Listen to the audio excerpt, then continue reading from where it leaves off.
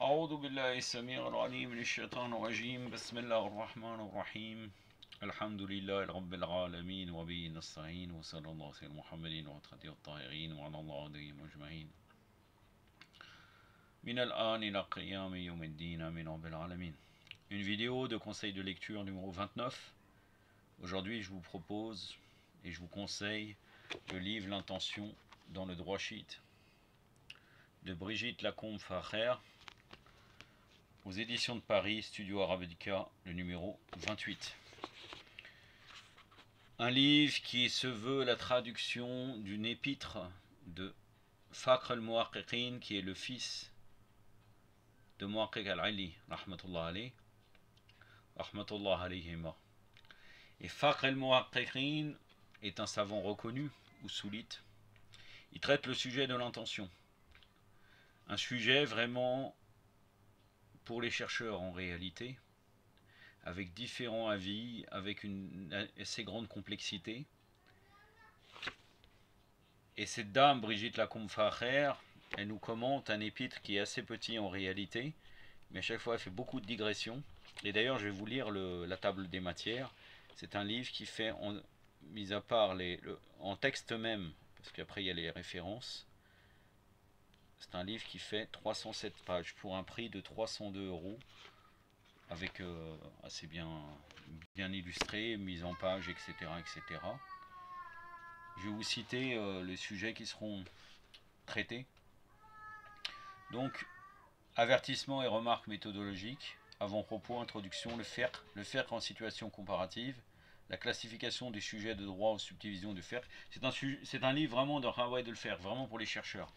Vous allez pouvoir le constater quand vous le lirez, mais je vous le conseille vraiment. Franchement, c'est un des livres en français que j'ai pu lire qui est vraiment assez complet et qui vraiment m'a apporté quelque chose.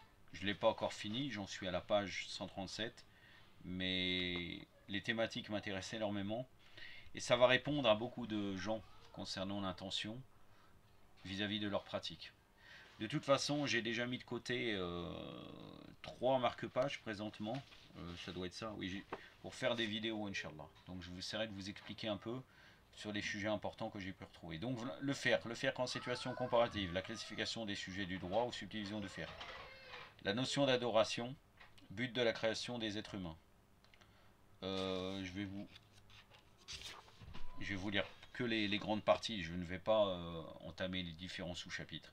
Intentionnalité et intention de la volonté et l'action sanctifiée. Biographie de l'auteur, donc biographie de Fakhr al-Muhaqqiqin, inédite en français.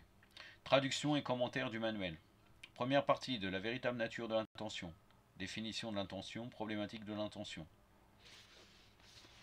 Deuxième partie du caractère obligatoire de l'intention, les arguments rationnels, les arguments scripturaires. Troisième partie des différentes modalités de l'intention, la pureté, la prière, le monde légal, le quinte, le jeûne, le pèlerinage majeur et le pèlerinage mineur, le djihad et les postes frontières, le devoir d'injonction du bien et de répréhension du mal, dispositions diverses, conclusion, biographie, glossaire, table des matières. Voilà un très bon livre que je vous conseille. Le 4e de couverture, qu'est-ce qu'il est dit? Et je ressens vraiment que cet auteur a des affinités chiites. D'ailleurs, quand je vais vous lire rapidement sa petite biographie, vous allez voir qu'elle fait un travail vraiment intéressé par rapport à Ahlul-Bayt. En islam, l'intention est considérée comme l'esprit de l'action.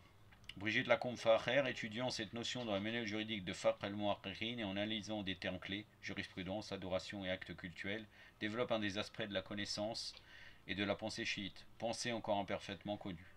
L'auteur de formation juridique a étudié la langue arabe, le persan et la pensée islamique chiite. Elle a traduit des ouvrages de l'arabe au français dans le domaine de l'éducation islamique et de la famille du prophète, et a effectué une recherche sur le rôle des femmes dans le soulèvement du petit-fils de l'imam Hossein, le fils du prophète Hossein alayhi salam. Elle travaille présentement sur la traduction et l'annotation d'un ouvrage du 10e au 6e siècle, 10e siècle de l'Hégire, 16e siècle de l'ère chrétienne, sur les arcanes de la prière. Voilà, c'est un livre qui date de 2017. J'ai cherché, je n'ai pas trouvé d'autres livres, mais je vous le conseille vraiment. Je vous mettrai en ligne en bas, en bas de la vidéo, je vous mettrai en lien le site Amazon, le lien vers le site Amazon pour commander ce livre. Voilà, j'ai pas grand chose de plus à vous dire. Wa sallallahu ala Muhammadin wa atrati wa tahirin. Wassalamu alaikum wa rahmatullah.